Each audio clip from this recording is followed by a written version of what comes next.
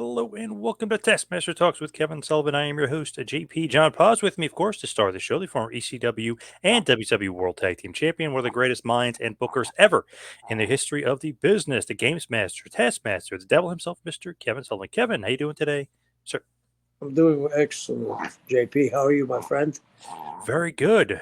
Have you been keeping up with the wrestling world lately? Have you seen what's been going on? Oh, about the sale and different things? Yeah. Yes. Yes. What do you think? Where are you leaning? Are they definitely going to sell? Who are they going to sell to? What do you think?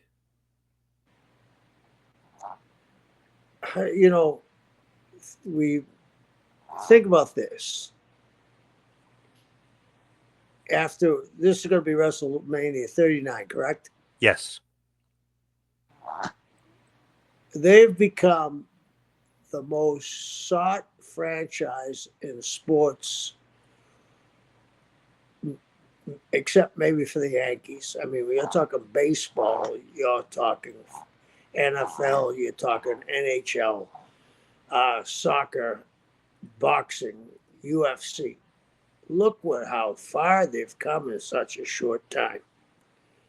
I mean, everything else is 100 years old. Football's 100 years old. Baseball's much older than that. NHL is probably 75 years old, as we know it, maybe 100. And to come this quick to that kind of money, I think usually you'd say you're not sure, but there's too much smoke not to be any fire on this one, I think. Who do you think would be the best person to sell it to? Would it be Saudi Arabia so they can go private? Would it be Comcast since they own, or not own, but they have the rights to the Peacock stuff right now as far as the network? Or what do you think? I think it's going to be the person with the most long range vision because prices are not going to go down for content. And prices for winning content definitely aren't going down. So whoever comes up with the money is going to be the winner, I believe.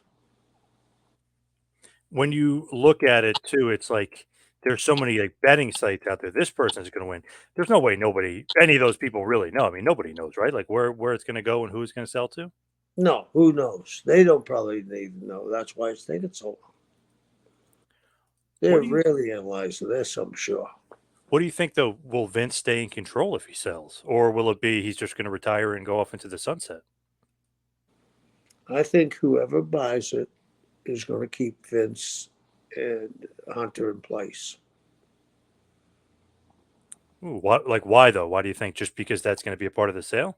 They're going to need wrestling people in there. Well, they're going to, I mean, who are they going to get to step in those positions?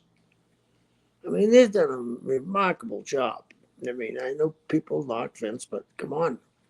They're talking $6, $7 billion. 39 years ago, they had their first WrestleMania. I mean, yeah, they're going to have somebody to teach them the ropes. I mean, maybe not be a lifetime job, but it's going to be a 4 or 5 year job. It's one of those things they're going to need wrestling people in there, right? I mean, you would hope, you would You think. hope in 4 years from now they bring Vince to 81, right? 82. Hmm. So he'll ride off in the sunset. Man, it's crazy to think of a world or a WWE. I know we talked about this before without Vince. I mean, since I've been alive, he's been running WWE, so it's crazy to think of a world without him. But obviously, he's getting up there in age. I mean, he's almost Flair like, where we're saying he's Dracula, the guy he's never going to die. I mean, his mom lived to be 101. So I mean, who knows with Vince how long he's going to live? Yeah, yeah, that could be true. Could get his mom's genetics. So when you just look at the landscape of wrestling right now, obviously you've got WWE, you've got AEW. What do you think? Can a third company come alive, like an Impact Wrestling come to fold, or those days gone? It's too niche nowadays for wrestling. I mean, were there ever really three major companies? I mean, ECW was successful for a smaller area, but You got to have a very good income from some kind of network or streaming service. I don't think anybody else can compete right now. So you don't think ECW was really the big three? It was really just the big two? Well, you tell me. How many times did they go outside of Philadelphia, and were they successful when they went? They were pretty successful when they went down to Florida. I mean, No, Ohio. They've had successful areas. no, they weren't successful in Florida. You don't think so when they went to like Kissimmee and stuff when they had the pay-per-views down there? Kissimmee. How many people do you think they had in Kissimmee? Oh, it was less than 5,000. I know that. I don't know the exact number, but it was definitely And wasn't I, a huge. I actually went to when I was working with WCW. Went over to see Paul when he ran in Tampa. They were nowhere in downtown Tampa. They were at the fairgrounds. And in Fort Lauderdale, they were in a building, but everybody draws in that building. You know, uh, it's a very unique building. It's right downtown in Fort Lauderdale. You can walk down there, and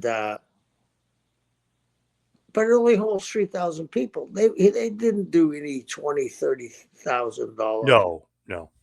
I think the most they ever had was 6,000 in Pittsburgh or something like that. So It wasn't. Yeah. how can you think that's successful? You know what I mean? Because you got talent to pay. You know, it just they had a chance at one time, but something with them not getting that TV deal really hurt them. I'm not saying they weren't successful, and I worked for them, and I don't think they weren't knocking on the door. But once you don't have a TV deal, it's very difficult.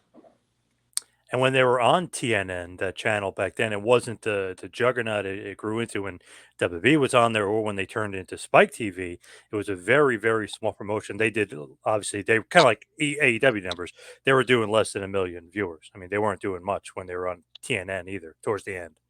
Right, right. So it was very difficult to have three companies, and the other thing was both companies were stealing guys from them. No doubt When about it. when you know you got democracy sword over your head, it's hard to deal with that. You know what I mean? Yep. You build the guy up, you know he's going to be taken by one or the other. It's very difficult. Yeah. Taz, the Dudleys. I mean, you guys took, a bunch of guys eventually. Yeah. Raven, Saturn. I mean, it eventually was going to happen because you guys could pay And and Vince was ECW taking wasn't them paying us. too. Yep. Vince was taking them too. Bam Bam. I mean, he took Taz, right? Yep. He took the Dudleys. Dudleys. I mean, he took a lot of guys. So you're getting two other companies poaching from you. It's very difficult. Now, the guy I wanted to talk to today actually falls in line to what we're talking about there, and the guy is Eddie Guerrero, the legendary Eddie Guerrero. I want to talk about his time at WCW. The thing is that it's so funny that I think is a false narrative about Eddie was the ECW thing. Everyone goes, "Oh, Bischoff poached him from ECW." What's the truth behind that? Was Eddie, do you think, poached from there? Because Eric always says he went to New Japan when he was trying to, nurture that deal with New Japan. He saw Eddie over there with Benoit, and that's when he fell in love with them. He didn't really watch ECW, didn't know too much about ECW. He had you guys to tell him about ECW, but he wasn't very familiar with it. What is the truth? Where did Eddie come from? Well, if Eric says that, then I got to believe him. I mean, he's not going to say, but I knew somebody was in his ear about those guys, and I made the call to Paul and said, "We're going to take the guys, and I'll give you 6 weeks." And what does he say? I mean, he's mad or he's okay? There was nothing he can do. He knew those guys were going to make money. I mean, it's it boils down to this: you have to take care of your family. So, I mean, I understand. Well, didn't they hoot Mick Foley out of the building? You sold out. You sold out. Mm-hmm. Yep. What did Mick say to them? He bought in or whatever he said. No, he said to them, "I'm doing this for my family." Oh, okay. I mean, I was going to say, okay, makes sense. Yeah. Yeah, I mean, so yeah, people would love to be loyal, but you can't live when you got to pay your bills on loyalty. That is true. It's very important for your family, to make as Yeah, much money as you possible because who knows how long or short your wrestling career is really going to be. right, right. And he told me to get them, and there was Malenko, Benoit, and Guerrero, and I called Paul, sold them, and he probably saw them in New Japan because they worked there quite a bit. Yeah. Oh, yeah. Yep. So he probably saw them there. And they setting the world on fire in New Japan, Yeah, especially Eddie and Benoit. I mean, man, they were having classics over there with all those guys. So Eddie is in New Japan. That's where he says he sees him. The funny thing is, like the kind of false narrative is Benoit was in WCW in '93, so a lot of people were familiar with him in '93. Malenko was in WCW, him and his brother a little bit in '92, and kind of in and out. So I mean, there are guys in WCW that were familiar with those guys, and even Eddie back in '91 was in WCW. And then if you go look in 1989, I know we talked about this one before, wrestled Terry Funk, and it was supposed to be Jobber versus Funk, and it didn't turn out that way. It was actually a good competitive match. I know, obviously, Funk ends up killing him, but a great match with Eddie and Terry Funk in 1989 for WCW. right, right. And that was Terry's idea to make the match spectacular. He wasn't going to job Guerrero out. His father had worked for his father. Pretty funny to you see wow, who is this unknown? Who is this kid? And Funk is making him look like $1,000,000. I mean, Eddie was great anyway. Even back in '89, he's still pretty good. But it's funny. It's like, wow, Funk, this the number one heel in the company. He's really making this damn kid shine. Yeah, yeah. Did you like that, or you're like, eh, Oh, let's absolutely. I mean, I have a really soft spot for second and third generation guys. I mean, their family have been in it. Yeah, and think about this. Terry's dad, Dory Sr., and Eddie's dad, Gory, worked together. They were in business together. He ran El Paso for Dory. So, what is Terry going to stiff Eddie? No, he's going to make him look as best he possibly can, and he wants to showcase Eddie, and he wants to showcase his talent too. What better way to do it than with Eddie Guerrero? When is the first time you saw Eddie or really met Eddie? Was it all the way back then or was it later on? Oh, well before that, in early '80s, and he came to Tampa to visit his brothers. What did you think of him then? Like, oh, this kid, he'll he not that obviously then, but as he started to mature, did you think he's definitely going to make it in the business? Well, he wasn't wrestling back then. He was a very young boy, but all the Guerreros could work. I mean, Mondo was very good, but he got into the movie business. Hector was always a good hand. Chavo drew a lot of money in Texas. He drew a lot of money in LA for years. Him and Piper had one of the biggest feuds in the wrestling business. So I mean, they were well established. You don't think that they could do that feud today with Chavo and Piper and some of the stuff Piper was saying, right? Oh, you can't. The whole world's different. You know what I mean? You can't say any of that stuff. The stuff Piper was talking about. I mean, you go. This is how different the world has changed and so rapidly. We've talked about before The Office. That we're going to make the remake of The Office, Yep. and that was what 10 years ago. Hmm. We're talking Piper was in the '70s, so we're talking 40 years difference. They couldn't remake The Office, so you go back to the '70s, you definitely couldn't have any of that on. I saw online somebody posted something and like, oh, they were getting so much trouble today. Michael Scott in the office, and was talking to Craig Robinson. He's one of the black guys that works in the warehouse. And he goes, "Do black people like pizza?" And like, this is banned today, like whatever. And then all of a sudden they cut to the next scene and they're all eating pizza together. And Michael Scott's like shaking his head. I was like, man, like nowadays people would go nuts if they aired something like that. Yeah, yeah. And the other one, do you remember when they got the merged with the branch from was it Stanford, and that he was putting them up on a table, and there was a really obese guy, and he was pushing them up on the table. Do you remember? Yes. Yep. Come on. And then the thing about uh, the Puerto Rican kid that was in the office, what was his name? That was the accountant. That Oh, I was forgot. Yeah, I forget his name. Yep, I know what you mean. Yep. Oscar, wasn't it? Yes, Oscar. Yeah. Yep. And they made gay jokes. I mean, come on, this is a whole different world.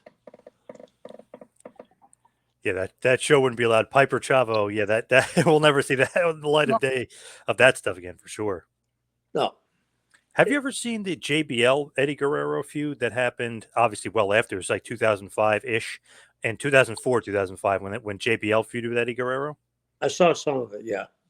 Remember when JBL went to the border and was beating up, quote unquote, beating up Mexicans and saying like they were not coming over, and obviously trying to really play on the fact of Eddie's heritage. But that was at 16 years ago, 17, 8, whatever years ago.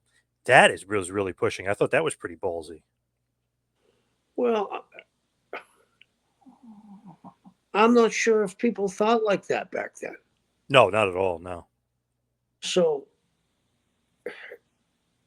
is it going to get stricter, or is it going to loosen up, or who knows what's going to be acceptable and what's not? I mean, I look back sometimes and cringe at some of the things I see from old movies and old TV series. It was like, what were these people thinking? I do remember Brock Lesnar coming out with the La Cucaracha, and he wore the hat, and when he was feuding with Eddie too. So it was always kind of pushing the boundaries. I guess wrestling tends to do that a lot. Tug at the heartstrings, if you will, really get people invested. Well, we've always had followed the culture, but we've always been 20 years behind. Think about this. In the 70s, we still had Nazi heels, right? Yep.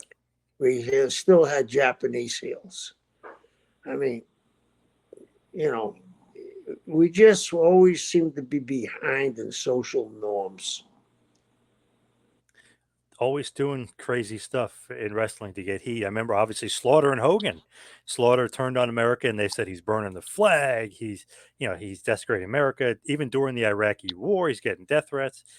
It's crazy business. Yeah, I mean, they've pushed the envelope as far as they can push it sometimes. And sometimes you're doing something you question, is this in good taste, though? Uh, there's a lot of things that the wrestling business has done that's been questionable. For sure. So when Yeah. Eddie returns in '95 to WCW, obviously with Dean and with Chris, the whole thing is Nitro is there now. So that element of needing good wrestlers in the program is paramount, right? I mean, you really need good wrestlers in the program to keep the eyeballs on you guys. Yeah, and we wanted to be a different product. They were more cartoonish, and we wanted to be more wrestling. And then when you brought in the luchadors and blended those people, wow, that was something. So was he initially thought of like, hey, we can use him for the cruiserweight division, or that wasn't really a thought as of yet of like what you wanted to do with him? Because eventually, obviously, it'll come down to him being a part of the cruiserweight division. But was that a thought when he was originally there, or no?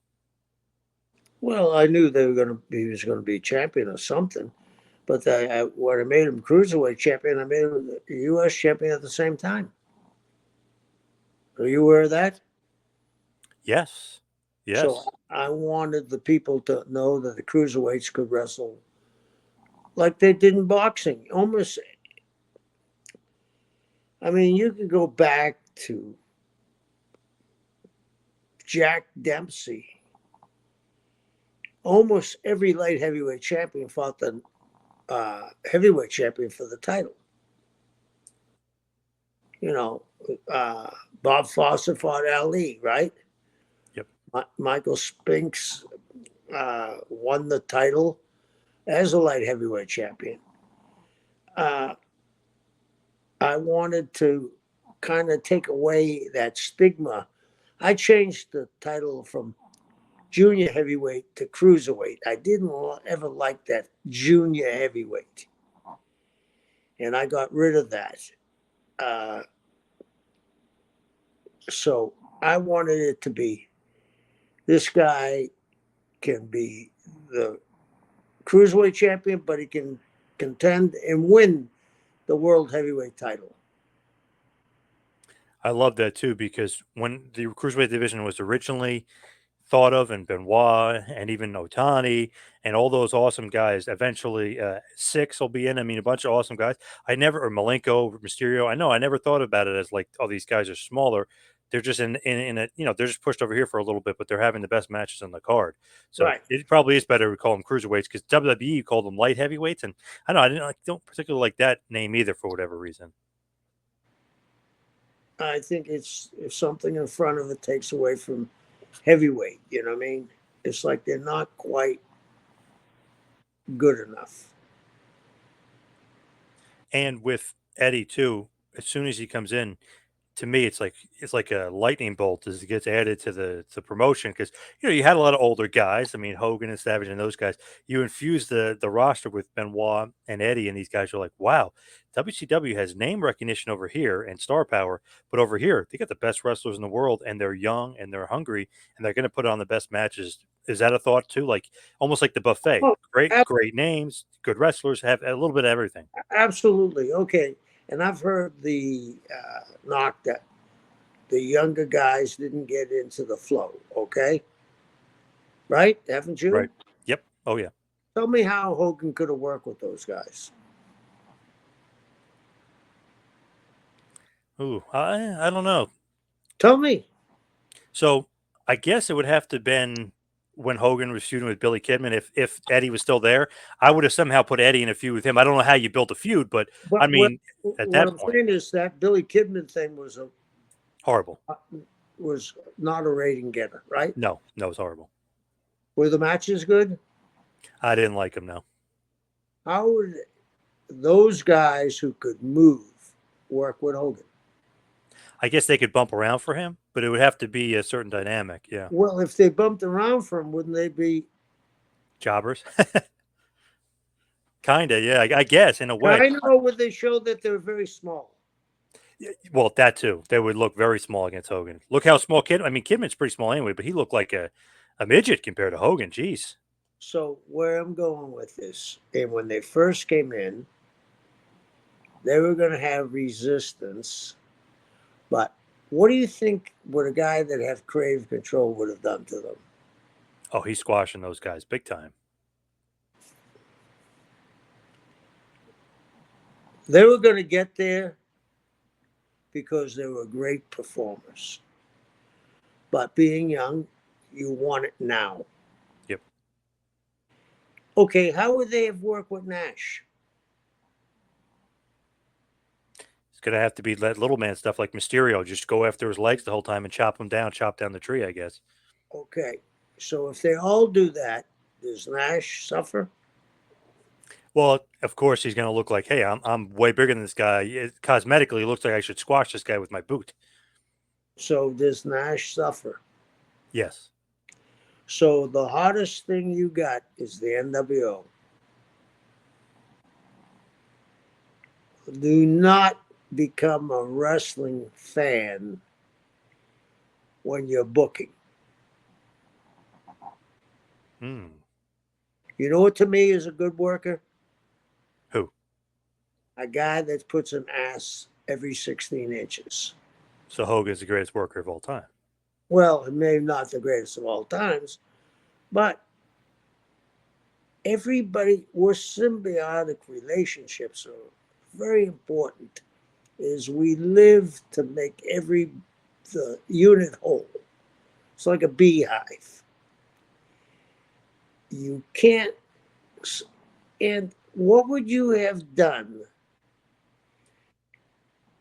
with those guys who were stealing the show every time they were together?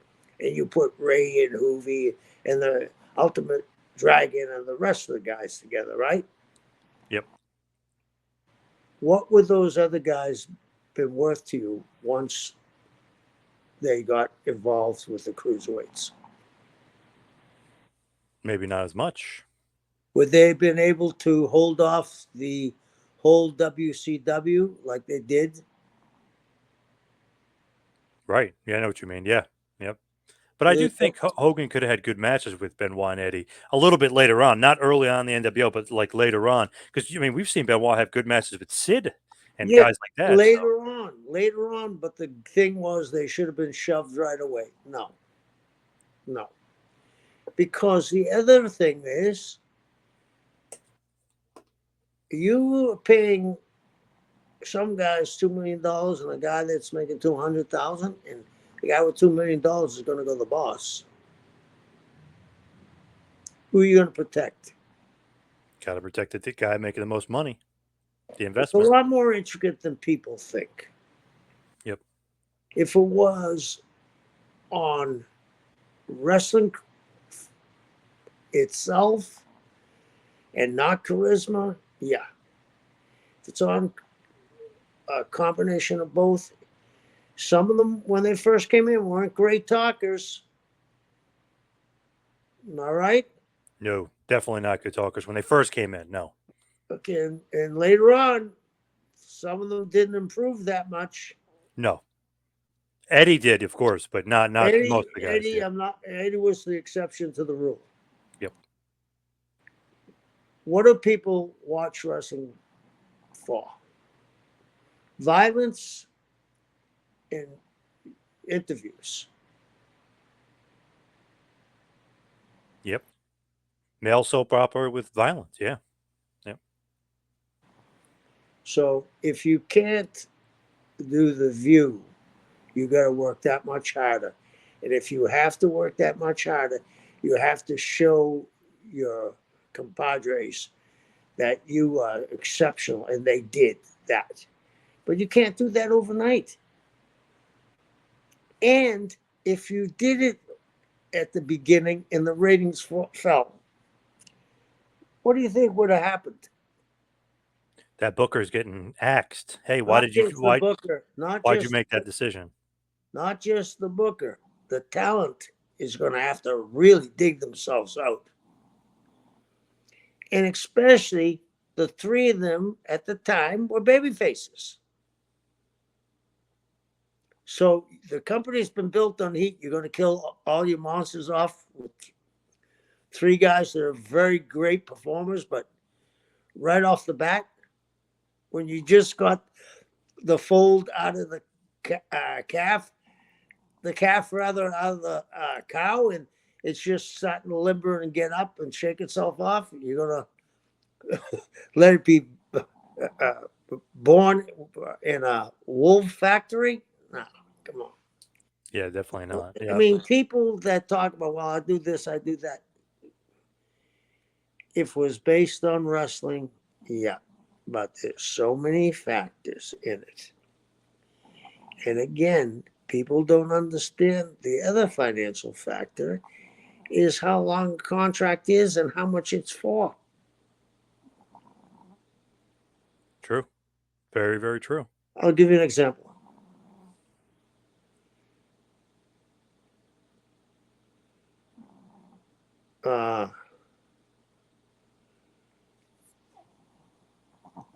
The three of them's contracts was not 1/4 the size of Nash and Hall's. Wow, really? That's a good chunk of change there for Hall and Nash. Yeah. Yeah. Wow. Yeah. So when they first come in, though, I feel like obviously, they're going to wrestle on Nitro in '95, and just I don't know, kind of get everybody's attention. Just like, wow, these guys are great, they're phenomenal. If people follow them in ECW or really New Japan Pro Wrestling, people were familiar with how good they were. But I mean, I'm gonna interrupt you there. yep, I don't believe anybody knows what goes on in New Japan back then. just the tape traders. Yep, Nope. What are you? So you're dealing with 250,000 people at that time? maybe less tape traders. Yeah, yep. Okay. So you're banking that 250,000 people across the country are going to know what's going on. To me, when Eddie kind of catches my eye, anyways, like he's one of the last 10 guys in World War III. So it's like, okay, that's pretty cool. Like, it's like, okay, you know what I mean? Like slowly building him up because obviously the last guys in World War III, it's like the Giant, Hulk Hogan, Macho Man Randy Savage. I mean, big names. So it's like, wow, look, maybe this guy Eddie's got something. So that's when I kind of started paying more attention to him, just for the fact that he made it to the final 10 that year. It was a slow build. Right. You even in Starcade put him in the WCW team. Starcade '95. It was WCW versus New Japan Pro Wrestling. Eddie fought Shinjiro Otani. He loses to Otani, but WCW wins 4-3. They win the best of seven. They win the World Cup of Wrestling. It was Savage, Luger, Johnny B. Bad, Sting, Benoit, Alex Wright, and of course Eddie. So pretty damn good seven guys for Team WCW. It's pretty awesome that Eddie was able to make it to that team. Yeah, and he rightfully deserved it. He deserved it. He had one of the best matches on the thing. I am the biggest proponents of those guys because without them, I don't think WCW would have made the impact it did. But you got to understand the nature or psychology of guys in the dressing room. And there's a pecking order, even to the fans, the pecking order for sure. Yeah, and here's something that I heard of one time. Someone mentioned they were talking about Nash, right? And you know how he kind of knocked the little guy supposedly, right? And somebody says, "Well, none of us have his perspective. None of us see what he sees just walking around. He's 7 feet tall." I never thought of that. Think about that. But when the booker is a quote unquote vanilla midget, right? Like the other guys, he's got to be a little bit smoother with that when he talks about those guys like that, though. No, What do you mean by that? like when he called Benoit, Malenko, and Eddie, he goes, "I'm not losing these vanilla midgets. These guys, blah blah blah." Like him kind of demeaning them for being smaller, but you as the booker are their size, so you're like, "Wait, I'm small too." Like so, it's kind of But maybe he needs to be I smoother. never saw myself as small in my head. Hmm. 6'2", 300 pounds. But I understand too, though, where he was coming from. Did he use the right words? No. It No. was like there was a lot of psychological warfare back then too. Here's these guys for our numbers, and there's a 250 screaming fans saying, "Get the other guys on top right away! Get the other guys on top right away!" The guys get defensive. You know, it's crazy how fragile wrestlers' egos are. And the guys are all paranoid, right? Back then, yeah. So as Eddie's making his way up the ranks, he's going to feud with Conan a little bit. You have a U.S. title match, doesn't get the win, but then he starts having a little feud with the Horsemen, a little bit of feud with Flair. They have a match at Hogwild, pretty damn good match. That's like a big step up in competition. Like if you think about it, yes, he's a great wrestler, but now he's getting name recognition guys. I mean, huge name recognition guys, So right? Getting to share a ring with Ric Flair. is he moving up? Always moving on up. Oh, big time. Okay. So why do they say they were held back?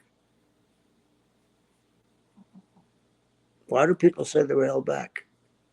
I don't know really, because to me, Not really. Like if you just look at their career, like look who you know. I mean, look who's wrestling stuff. To me, not really. I know WWF. He was ultimately the world champion. Could have got there maybe if he would have stayed. Obviously, Benoit was the world champion when he if he would have stayed. Oh, oh. It's one of those things. Those They false got the narratives belt again. and Yeah, they got the belt and left the next day. right. It's a false narrative again with those. Yep, for sure. So then he starts a big feud with DDP. He eventually wins a tournament for the vacant WCW United States Championship. He, of course, defeated DDP in the finals at Starrcade 96, which was a huge show, great show. So that's a big leap. He's U.S. champion. He beats DDP. He wins his tournament, basically solidifying himself at least upper mid card for sure right there. Oh, But more than upper mid card. Knocking on the door. yeah, He's wrestling Ric Flair. He's beating Page. Won the tournament. Was in the team. He's knocking on the door, my friend. he then beats Scott Norton. He's beaten Jericho at Super Brawl. He has that big ladder match with Six that I love. Great ladder match at Sold Out. So one of the few guys on that card that getting a win too over the NWO. Let me ask you something. Who did he Yeah. just beat on a ladder match? Wasn't that an NWO member? Yes, at their own pay per view, it sold out. So he beat him at the own pay per view in a ladder match, and he beat an NWO member, a founding father of the Mm-hmm. NWO. 6 Pac, yep. So they're being held back. I don't think so. I think it might be a false narrative, but yeah, I agree. He ends up losing the title to Dean Malenko in '97, but in '97, Dean Malenko Wrestler of the Year. So I mean, Okay. that's not a He, big loss there. he just passed the belt off to one of his guys. Yep, yep. When you look at Eddie at this point, did you like him as a babyface? Because eventually he's gonna. I I know like he's I liked them either way. I liked the three of them either way. I mean, these guys were very, very talented guys. I mean, you got to realize they went to Japan and they were very, very over Japan. And their style sort of was a blend. Let me ask you this. Don't you think their styles were sort of blended like uh, Bulldog? They were very similar Bulldog's work. just like Dynamite Kid, very similar. Yeah. Yeah, Yeah. and Bulldog. Yep, yep. Yeah. I mean, Dynamite Kid is who I'm getting at. So they passed this test over there. I knew they would draw money, but you can't just drop in and there's a settling down phase. It's almost like a courtship. Do you know what I mean? It's like watching a old time Godfather movie where it shows Michael Corleone goes to Sicily. He meets the girl. He has to ask for permission to see her. They go on walks together. It's the same way back then.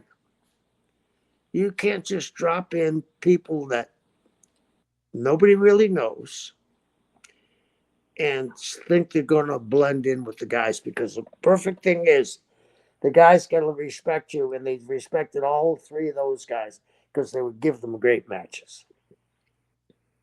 And to me, I know I loved Eddie as a heel here because he started doing the slick hair, starting to have a real attitude. He's starting to get better on promos. I liked him as a heel, especially as we move into '97 and late '97.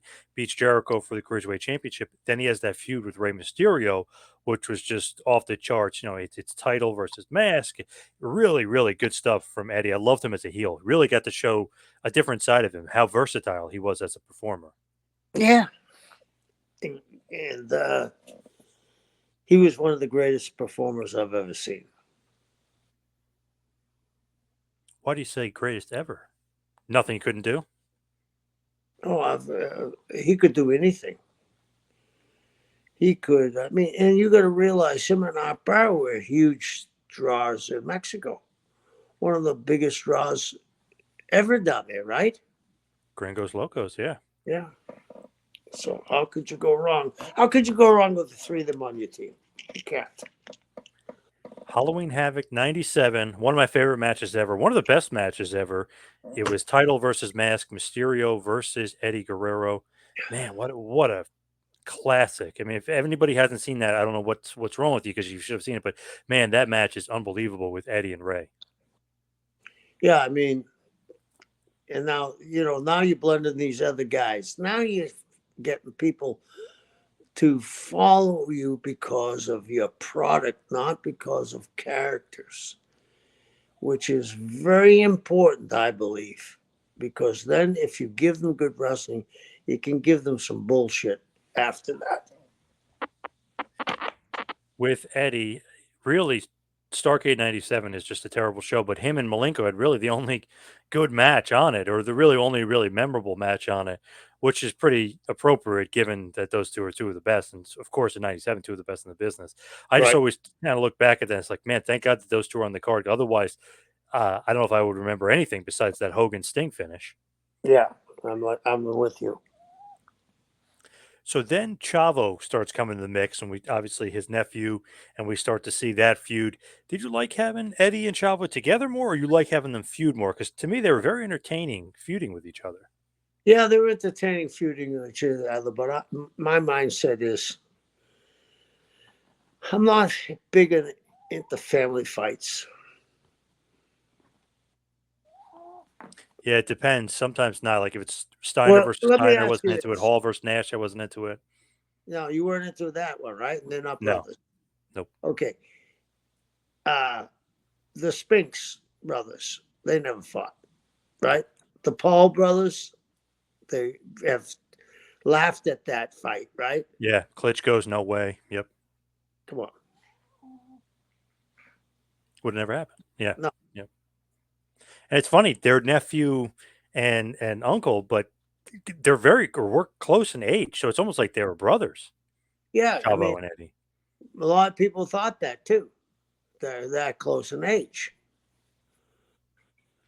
Because Chavo Classic is a lot older than Eddie, so obviously his son, which is Chavo Jr., is close age with Eddie, even though they're their nephew and uncle. Technically Right. speaking, they're more like cousins or more like brothers as far as their age was concerned. Yeah, more like brothers. Yeah. And it's funny, Chavo Jr. got into the movie business just like Mondo, pretty much. Yeah. Yeah. So, what did you think about the LWO, the Latino World Order? Hated it. Whose idea was it? I heard it was who was the guy that was the actor that was involved with WCW for a while? Jason Hervey. Oh, Hervey. Oh, really? Okay, interesting. That's what I heard. Didn't it seem a bit much? NWO Wolfpack, NWO Hollywood, Horrible. LWO. It was horrible. I wanted it to be the four guys: Nash, Hall, Hogan, and Six, and maybe Steiner. It never should have got any bigger than that. And forget about it. LWO is all the luchadors and all the like Eddie as the leader, but It was horrible. I mean, how much can you take? I wasn't a big. It was just too much at that point. Like, how many world orders does It's WCW need? Yeah. milk. It watered down the NWO completely. It was the end of the NWO. So apparently, at this point in time, he was talking about how bitter he was towards not being a top guy, frustrated. No, we're kind of talking about it. It almost seems like I don't know if he kind of really should have been, considering there's so many other top acts there. He is wrestling some of the top guys. He is U.S. champion at a point, but apparently he was very frustrated and went to Bischoff about it. And he said he wanted more of a push. He wanted a raise, this and that. And this is where it kind of gets funny, or maybe a little murky. Bischoff supposedly threw coffee at him. What do you remember that story? And do you remember what really happened with that I story with never Bischoff? heard about that till years later. I have no idea.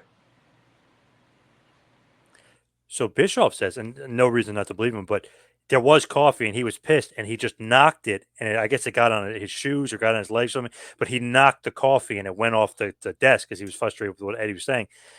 Then, of course, the story got like, oh, he didn't, he threw it in his face. And, of course, the change as wrestlers tend to do, tell stories. But Bischoff says knocked in the floor. He may have gotten it on him, but he definitely did not throw coffee at him. No way. Let me ask you this: if Eric had thrown coffee on Eric, Eddie would own TBS. You know what kind of lawsuit he could have had? Yeah. Yep. Come on. TBS folded on every lawsuit. TBS folded on every lawsuit. I just found out yesterday that Hardbody Harrison had that discrimination suit. All those guys got $1 million on that. No way. Really? Holy Yeah. shit. Yeah. Oh, did you run into Hardbody Harrison? No, he's in prison. Oh, who am I? Oh, I'm thinking of Hard Work Bobby Walker. I was thinking of that's right. Harrison's in trouble for sexual conduct or whatever. Yeah, Uh, sexual misconduct. Yeah. slavery. Yep. Yeah. Yeah, Yeah. it was kidnapping too, right? Yeah, yeah. Yeah. Not a good guy, but yeah, all those guys got money from that. Yeah. So if Eric had thrown coffee on Eddie on purpose, what do you think Eddie would have had? Big time lawsuit on his hands. Yeah, come on. I mean, I don't know why people don't think before they respond. It's like what's happened to the country now. We have two completely different sides of the country, right? Oh yeah. But they just parrot what you believe. You just talk to people that believe the way you do. You're not going to talk to the people that you don't have something in common with. So it's like when people say, I mean, I just in the knowing Eddie, if Eric threw coffee in Eddie's face, You would have killed him. there would be a huge fight. I just don't understand. Is that an Eddie quote, or is that someone quoting Eddie?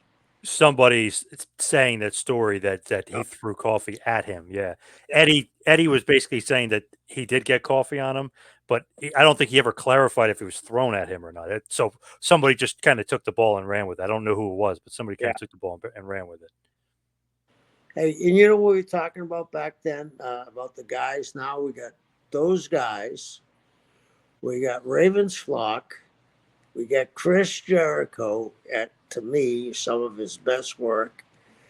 We got Rey Mysterio, Hoovy. We got some great talent.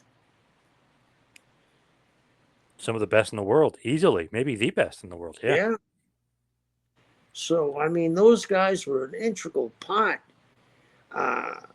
Now, financially, should they have been taken care of? Yeah, definitely. And maybe they should have been talked to in a different way, that the future is yours, you know what I mean? But unfortunately, that didn't transpire. So Eddie gets in a car accident New Year's Day, 1999. Kind of cuts the LWO storyline short. Maybe for his betterment, kind of cuts that short. He makes his return to WCW May 31st, 99, and he becomes a founding member of the Filthy Animals, along with Rey Mysterio Jr. and Conan, obviously his real life buddies. So, what'd you think about putting those three together? That's a pretty dynamic trio there. Yeah, yeah. This is Kevin's idea now, I believe. This is 99, almost. Yeah, you're kind of the co-booker here. Yeah. Yeah, this was Kevin's idea. Yeah. And Kevin was for them too. And, I don't understand the resistance people say about Nash. He put Rey Mysterio over, right? Yes. And Conan was a very dear friend of his, right? Yes. Big time. And all the Mexicans were. Yep. Where's the beef? I don't know. Very strange at that point. Yeah. Did you like the name, the Filthy Animals, though, or did you think like, that's kind of a weird name? Whatever they wanted. I mean, guys were creating their own identities at the time. Filthy Animals. What are you going to name them. I mean, do you find anything of that about that wrong? No, it makes me think of Home Alone. Remember when Macaulay Culkin goes, "You filthy animal"? That's what every time I hear that's what it makes me think of. Okay, yeah. Maybe they got it from there too. Who Could knows? be. It's a funny line or whatever, funny quote in that movie for sure.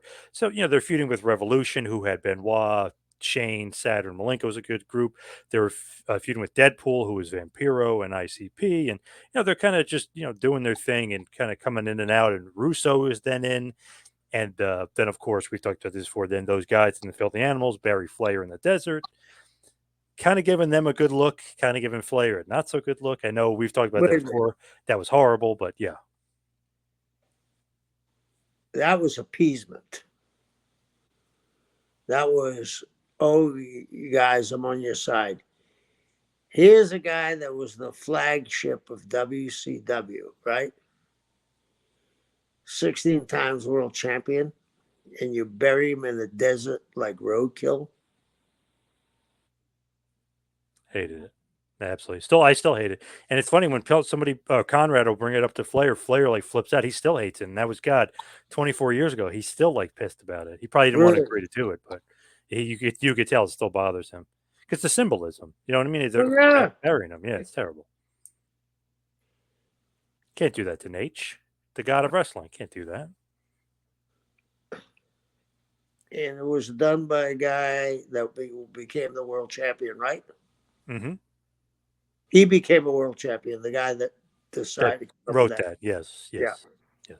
So it's funny. He gets, if you, I guess, depending on how you look at it, he's kind of let go here in early 2000, and you're brought back. And Eddie then asks for his release along with Benoit, Malenko, and Saturn to go to the WWF. At that point, when you were brought back, was there heat with you and Eddie, or what was going on there? Why you get brought back and he wants to leave? It was not until I put the belt on Chris that they decided to leave. So they never talked to you about heat or anything like that. Nope. Had you ever had issues with Eddie before that? Nope. So it's just kind of like Bischoff had some issues with Eddie. Obviously, they had not a fight, but they were yelling at each other and stuff in the coffee incident. So you never had like an incident like that with Eddie ever? No. Eddie and I mean, I knew Eddie since he was 16 years old. Very strange that I know the Benoit is their boy, and you and Benoit had some heat. I mean, we had a whole episode dedicated to this. So if anybody wants to go back to the archives, we have a whole episode on the Radicals. But it's interesting that you're back in power, Russo's gone, and then these guys they want out. They don't want the old guard. They want something else. They want something new. But you gave Benoit the title to placate him, and Eddie, No, Benoit, Malenko, it etc. Still wasn't that I just gave it to him.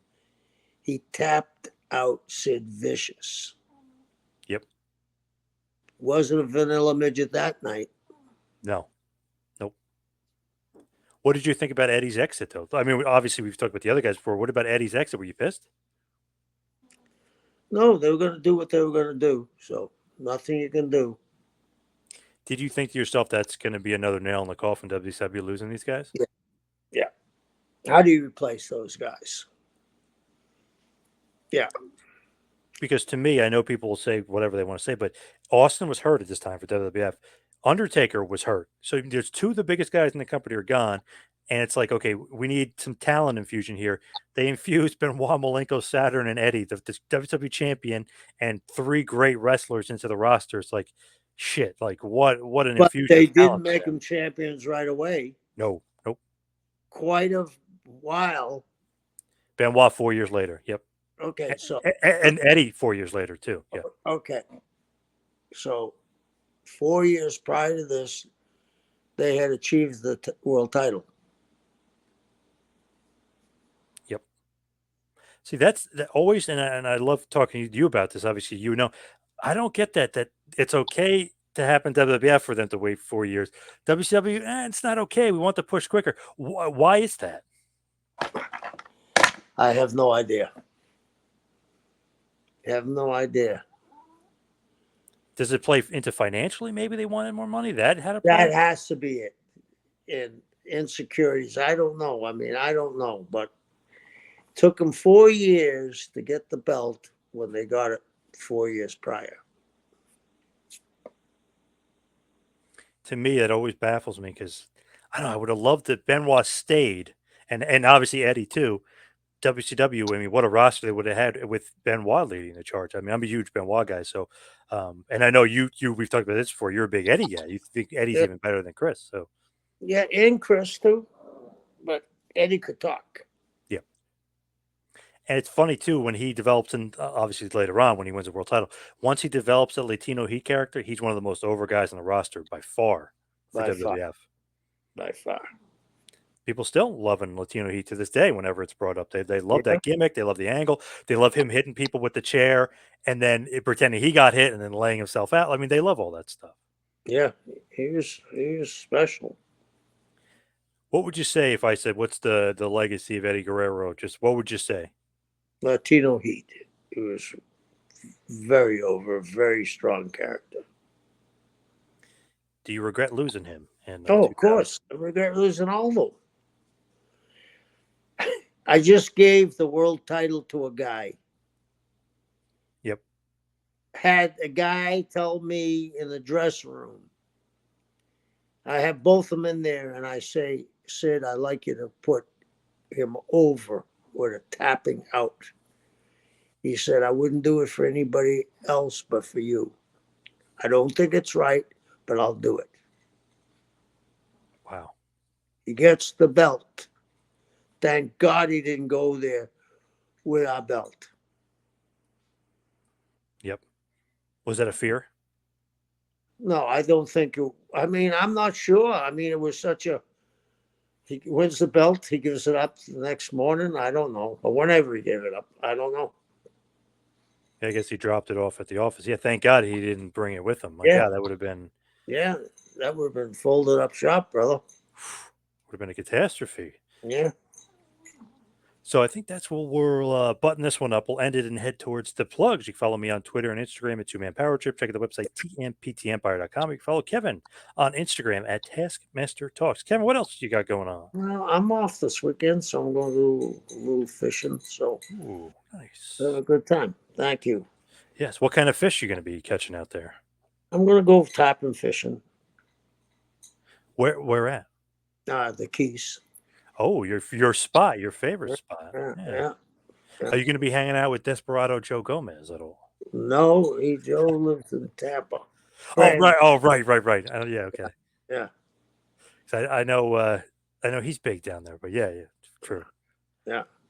But thank you everybody out there for listening. We'll see you right back here next week for a little Taskmaster Talks with Kevin Sullivan. We'll see you next week, folks.